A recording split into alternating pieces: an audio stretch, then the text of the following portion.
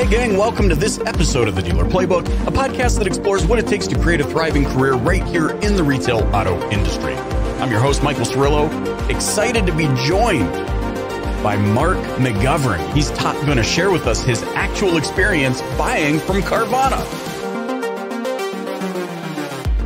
You know, we sit in the industry and pontificate over the impending doom of the retail auto industry. We say, oh, Carvana, ooh, Vroom, ooh, whoever else.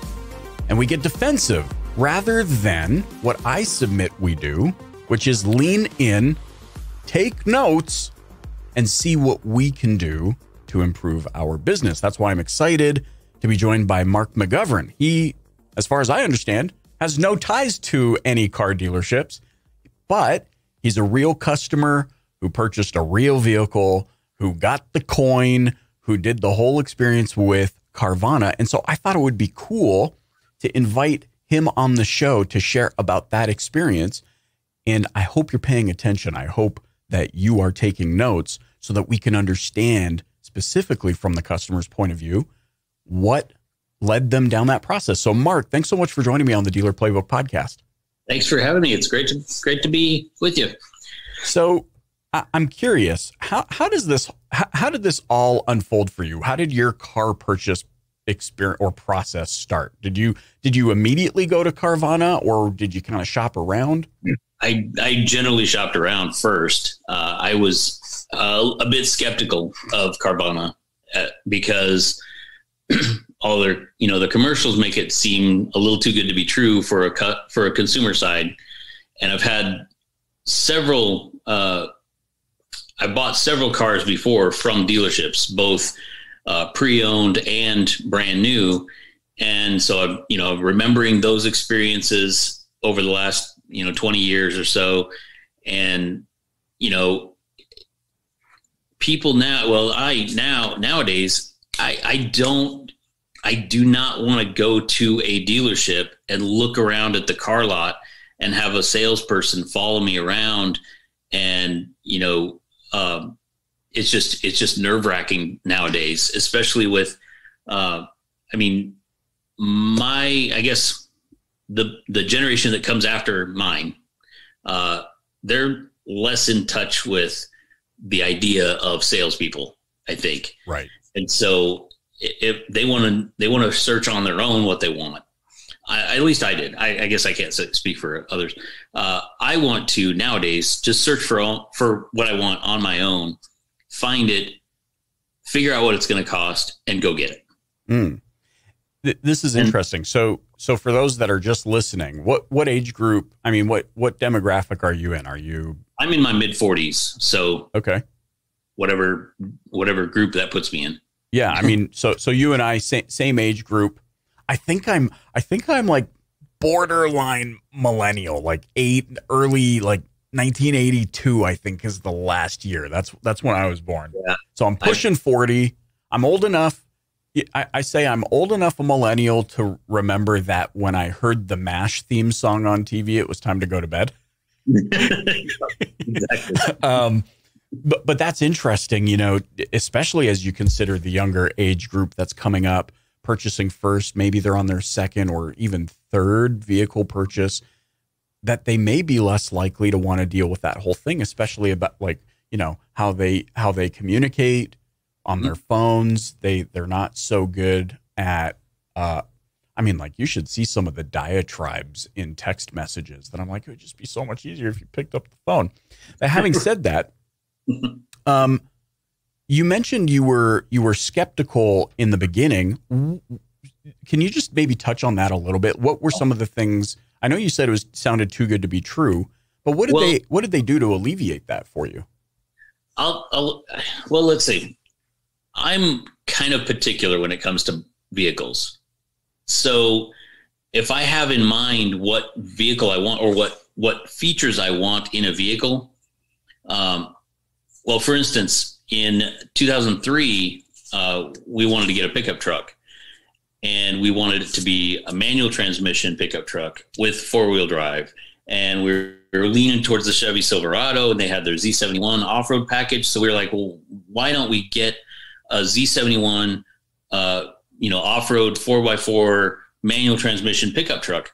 And we went around the dealerships, and even though Chevy made that available from the manufacturer, none of the dealerships had that because people were not liking the manual transmissions anymore. And the people who liked manual transmissions wanted a stripped down car. So stripped down vehicle. So it was all, base model work truck kind of thing. And we couldn't find exactly what we were looking for. But whenever we would go to a dealership and ask for it, they would say, well, we don't have that, but here's what we do have, which is fine. But then they would make comments saying, well, you don't really want that. What you really want is what I've got on my lot right now that I can send you home with now. Yeah. And so it kind of started putting bad taste in our mouth for dealerships. But so that being the case, fast forward to now, it was weird. The idea of shopping online for a car, which has been around for years, which I did for my previous vehicle. We shopped online for my Tahoe that I bought in 2015, but that was from a traditional dealer, and we shopped online for it and then went and checked it out and looked at it and, test drove it and stuff like that. With Carvana, it's not quite like that. You look online and they've got super detailed inside and outside pictures. They've got super detailed pictures of any kind of dings or damage or scrapes or scratches, upholstery wear, anything like that. So they try to alleviate the surprise factor by putting up more pictures and more description of any kind of thing that might be perceived as being wrong with the car, because you're not going to necessarily test drive it before you secure funding and all that stuff. And so looking at, and I've not been super, really into the market just yet, just recently, over the last really year or so, I've just kind of kept my eye on what's available out there in dealerships and used car lots and stuff. And I had, what I wanted in mind. I already had my Tahoe that worked perfectly. So I was like, I don't really need a new car right now. So I don't want to go to a dealership and waste a salesperson's time by making it look like I'm going to buy that day, and then not, and so I just kind of been keeping my eye online here and there, and just happened to look a couple weeks ago. And I was like, well, I saw a commercial for Carvana, and it said something about the 7-day test own, which it's like a test drive, but it's a 7-day test own, where you buy it, but they don't process any of the registration paperwork for a week after you buy it. Therefore, so that if you decide to change your mind or want your old car back or whatever, you can give it back within 7 days if you're under 400 miles. And if you're over 400 miles, you still can give it back. Just you pay a fee or whatever. Right. But anyway, I looked on there and I just adjusted my search filters, and this car that was in my price range came up and looked pretty perfect. And so I said, what'll happen if I click this button? And said, hey, your new car's on the way. And it was just that easy. It was, well, not quite. It was, it would seem like it compared to my previous dealership experiences. Right. Because we would go to the dealership. Oh, and that truck in 2003, we ended up ordering it from Chevy through a dealership so that we could get what we wanted. And that was 2003, and we just sold that pickup truck last year. Interesting. So we got exactly what we wanted, and we kept it longer. Yeah. Let me ask you this. Because during this, I think this is really interesting to point out. You're not making a snap decision. It's still a car purchase. So you're not it's not like buying a swamp cooler on Amazon. I don't know why swamp coolers, but it's not like a snap, like, oh, I see it, it's a good price, I can get it tomorrow. You're still going through this process. You're still researching. I think it's really interesting that you saw a commercial. Was the commercial a television commercial, or did you see it on YouTube or something? I think it was a television commercial. Okay. Just reminded me of it. Yep. I think that's interesting too, just to kind of note their different touch points of where they're, putting their message in front of consumer. But by and large, let me ask you. So you're on the website and you're filtering through, in the back of your mind, knowing that perhaps this could be easier than the traditional approach of buying a car. Do you feel like that shifted your psychology a little bit so that it felt more like an Amazon purchase? Kind of, yeah. I would say kind of. Everything down to the idea of going to the dealership and having them program in their little, car vending machine, handing you a coin, and you put the coin in the slot, and just like a candy bar machine, the platform raises, picks up your car, and car comes down and greets you. And it was especially fun here in Atlanta. They have it's the tallest of all the Carvana vending machines. It's like 12 stories or something like that. I think that's what it said. But yeah, and I think for myself anyway, one main thing that a lot of people don't like about the traditional dealerships is that you can see a commercial. Like I was watching one the other day, a couple weeks ago, and it said, we have pre-owned inventory starting at $11,000 or something like that. They gave some number. And I said, well, I got to see this. I went to their website, not one vehicle less than about $5,000 more than what they said on the internet. So it's like, it makes me think, okay, it could be honest. It could be honest. And they just don't have those vehicles on their website. Right. They just haven't listed them or haven't listed them yet or whatever. But from a consumer standpoint, nowadays, if it's not on the internet, it doesn't exist. And so I'm not going to drive to whatever dealership that was, which in this case, that particular one was about 20 miles away from my house. I live in the middle of Atlanta, and I'm not going to drive 20 miles and then find out you don't even have what you said on your commercial. Right. And with all my previous dealership experiences too, I've never had a traditional dealership experience take less than about 4 hours. Right. As far as actually purchasing the vehicle, there's always you test drive it and you sit there and wait for the who they usually call the sales manager, who's not necessarily the sales manager, to come and talk to you about why you should upgrade to the different, I always think of the underbody coating, the like undercoat, right? The 3M and all that. Right. And then they say, oh, well, we already put it on your car, so you have to pay for it, Right. My last experience with the Tahoe, they called me a couple days before I was supposed to come pick it up and said, well, we've installed these DVD players in the headrests for the people in the back seat. So that adds on an additional however much money, $700 or whatever. Mm-hmm. I said, but that doesn't add value over what your advertised price was. I don't have kids. I'm not at that point, I hadn't started driving for Uber at that point, like this doesn't add any value to me. So it feels like you're kind of baiting and switching. And it gets people feeling like that, those little add-ons here and there. And then the whole thing with document fees, dealer fees, delivery fees, all this stuff, that's been a part of almost every dealership purchase I've made, especially the brand new ones. But even the pre-owned, there's always that dealer fee that they tack on at the very end of when you're talking to the finance manager. And they say, well, of course, there's the $700 dealer fee, so that'll be tacked on there too. And it's like, we've already negotiated the price. And this is all after the negotiations have all been done. If they even allow negotiations, some places don't even do that anymore.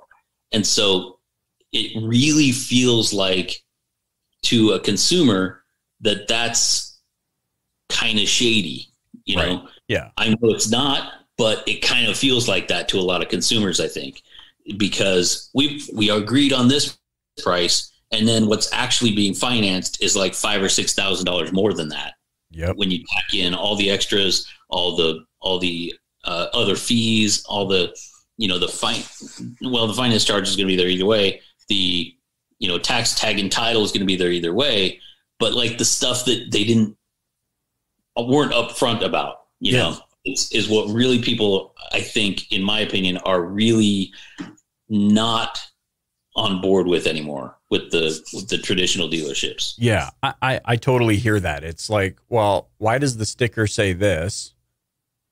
Yeah, so exactly. Are you saying then Carvana, the price you see on that listing on their site is the price that's getting financed? The price that you see on their site plus any add-ons that you choose, like an extended warranty or whatever, mm-hmm. but that's totally like, you don't have a person asking you if you want that. It's on their website when you're going through and choosing the options or choosing the car, I guess. Yeah. They'll say, okay, well, this adds this much to your payment. This adds this much to the total. If you don't want it, you don't have to get it. No big deal. Just go on to the next step. So in that regard, and then there's add-ons that you choose, and then there's tax tag and title that's on every car sold. And that's it. Literally, there's no added fees on the end.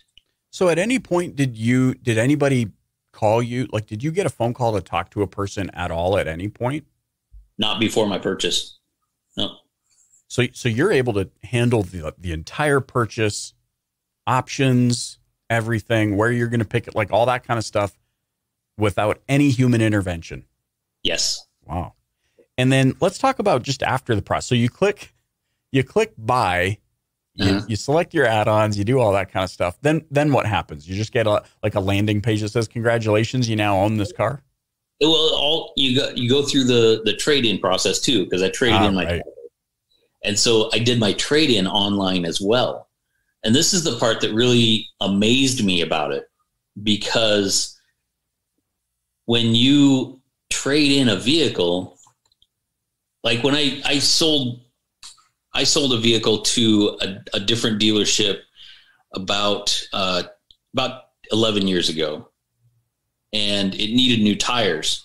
And I went on, what was it? Kelley Blue Book they were like a guaranteed purchase or whatever. A lot of places are doing that now. You go on to Kelley Blue Book and you say, I want to sell my vehicle, and they give you a guaranteed quote or whatever, right, based on what you say on there. Right. Right. And when I did that, and I took my vehicle to the dealership that I was selling to the dealership with that guaranteed Kelley Blue Book quote, the dealership looked at the vehicle and said, well, it needs new tires. So they took the retail cost, the retail price of new tires off of what they gave me for the vehicle, even though my guarantee said guaranteed, right?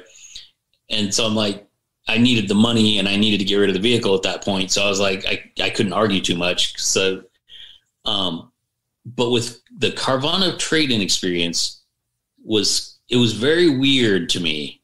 It was like weirdly pleasant, because they asked me, obviously you put in the VIN, you put in, any mechanical problems, if there are any, you put in all that stuff.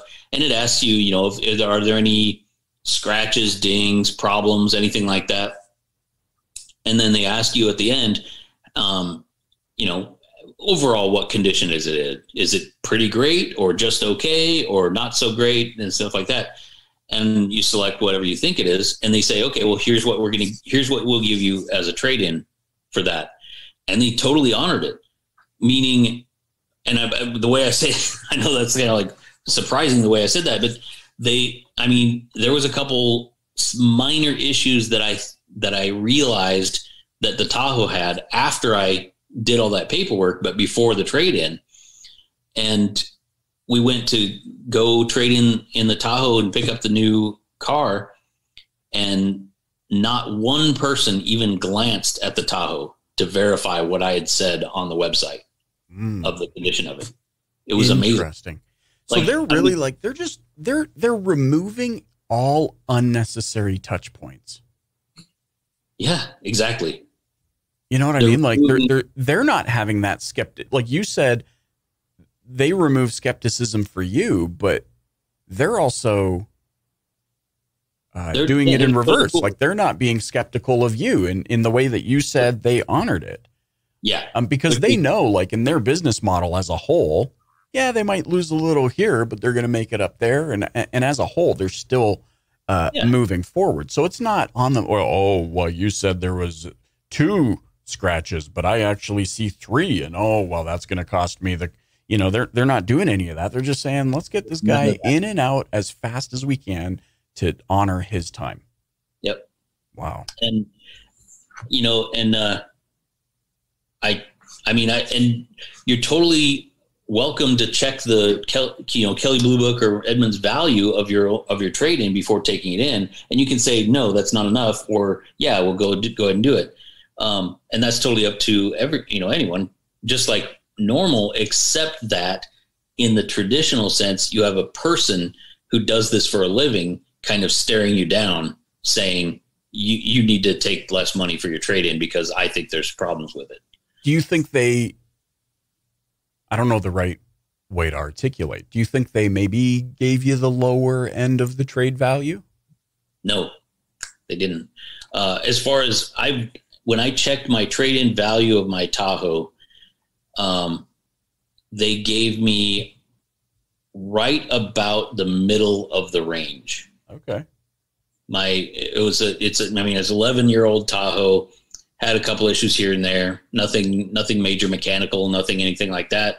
No wrecks or anything. I think the trade-in range was somewhere between, for trade-in value, 6,500 to 8,500 or something like that. And they gave me 7,000. So an offer you were you go, okay, this is reasonable. I mean, it took all the, trading in a vehicle isn't generally the most financially smart thing to do for most people because you can just sell it and get $4,000 or $5,000 more sometimes. Right. But if you still owe on the vehicle, then you got to find a seller who's okay with waiting to get the title, from the bank and stuff. And most people aren't. It just removes all that tire kicking and it removes all the stuff. So did they ask you if you still owed on the vehicle as well, or like how do you think all that stuff was done through the purchase process? Interesting. So so you're factoring in trade, the vehicle you want, all of the add-ons, the trade, and then they say, okay, based on all of this, here's the price. Yeah, I had to upload a picture of the registration of my Tahoe. I had to upload the document from my lien holder with the 10-day payoff amount. And so once I did that, they said, okay, we can see, we verified that you owe this much on it. We'll give you this much for it. We'll apply the difference as a down payment on your new car. And that was all just factored in as I went through. And it was probably about 98% painless. Wow. So it was amazing. Now, let me ask you this, just as we're winding down, I want to be super respectful of your time. I love this, by the way. I'm seriously, I've just taken three pages of notes. But it's really just fascinating about that the concept of, and what a novel idea it is, Mark. Like, hey, remove as much paint as you can. You just said 98% painless. Mm-hmm. What happens after sale? How do they service you now after you own the vehicle, or is it like a wave and congratulations? No, there's a customer portal on their website, and you just go to the Carvana website, and up in the right hand corner there's a sign in link, and you sign in. And for instance, right now I'm within this. Actually today is the last day of my 7-day test own or whatever. Yep. So if I go on there anytime between the actual pickup of my vehicle and today and log in, it shows me my recent purchase. It shows me a little picture of my car. Mm-hmm. And it shows me, a little bit of information about the car in case I don't remember what car is in my driveway. And then it says what the process is, like what their progress is in getting my registration. They don't start that process until after the seven days. So right now it says registration pending or application pending or something like that. So do you just have like Carvana license plates on it and all that? Or how does just that the dealer tag like normal when you buy a car from any kind of dealer? Yeah. And about the pickup process, it was, I went, parked my trade-in, went into the store, had an appointment. They were running a little late or whatever. So you go in there and you wait for them to be ready for you.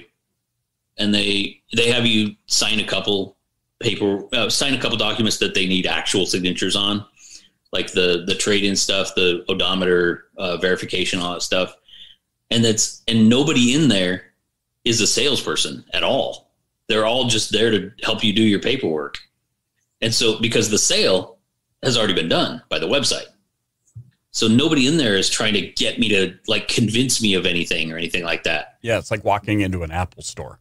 Yeah. So it's so much less of an adversarial relationship between, client and proprietor,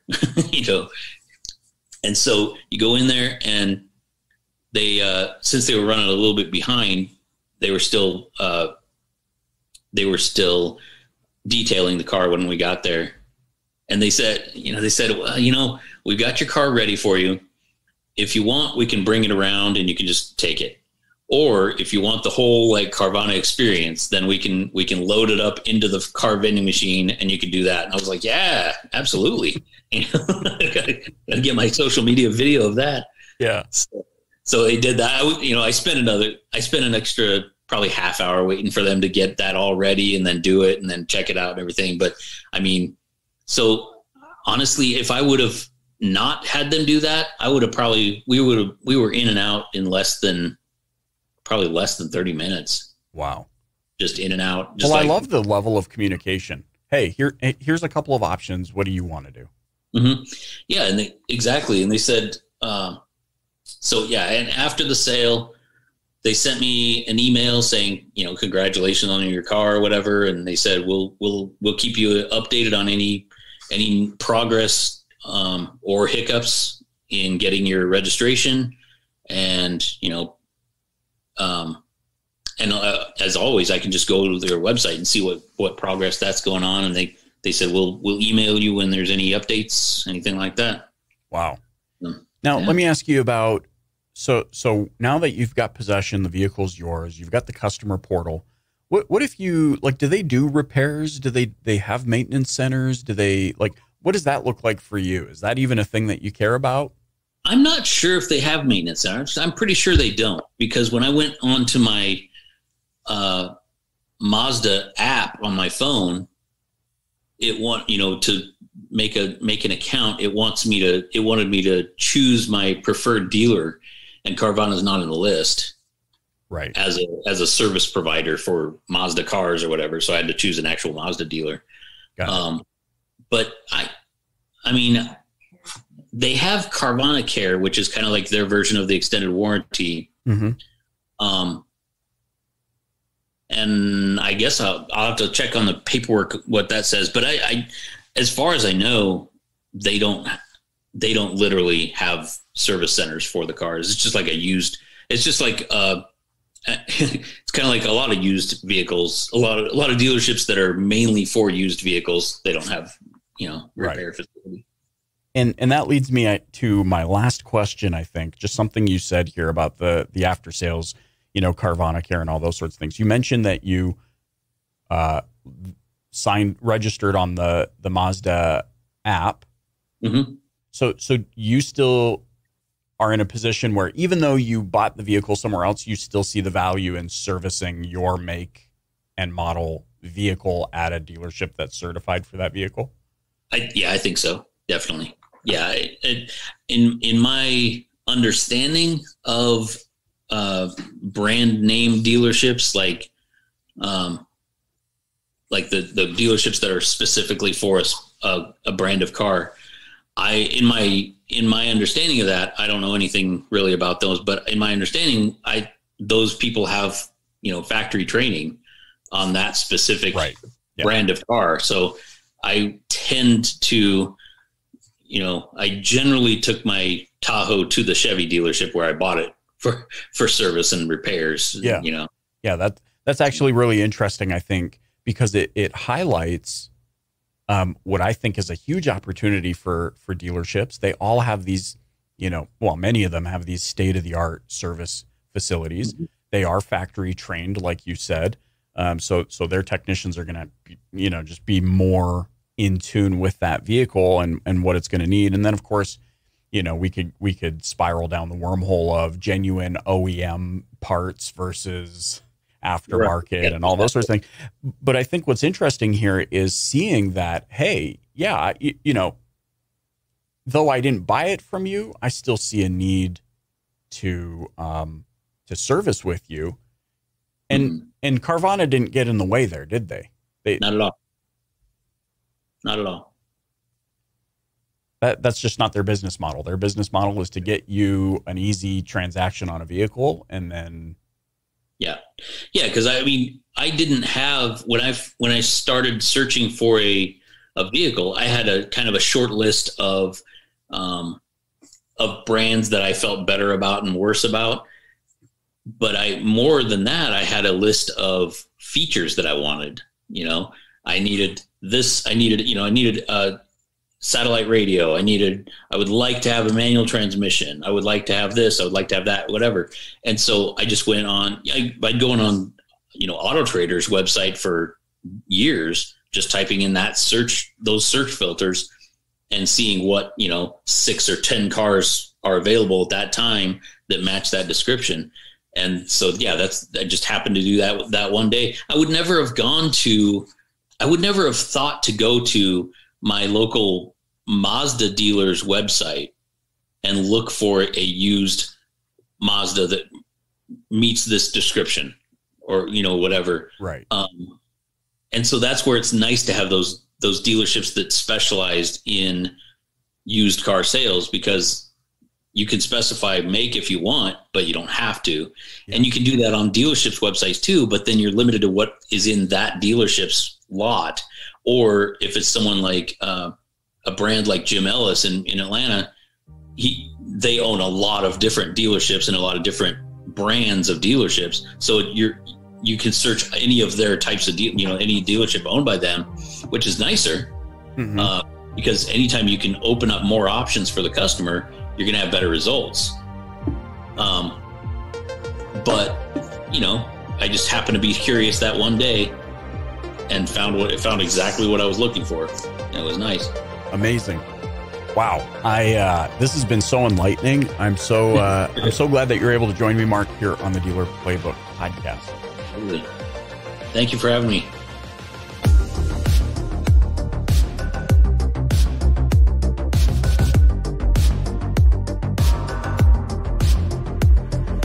I'm Michael Cirillo, and you've been listening to the Dealer Playbook podcast. If you haven't yet, please click the subscribe button wherever you're listening right now. Leave a rating or review and share it with a colleague. If you're ready to make big changes in your life and career and want to connect with positive, nurturing automotive professionals, join my exclusive DPB Pro community on Facebook. That's where we share information, ideas, and content that isn't shared anywhere else. I can't wait to meet you there. Thanks for listening.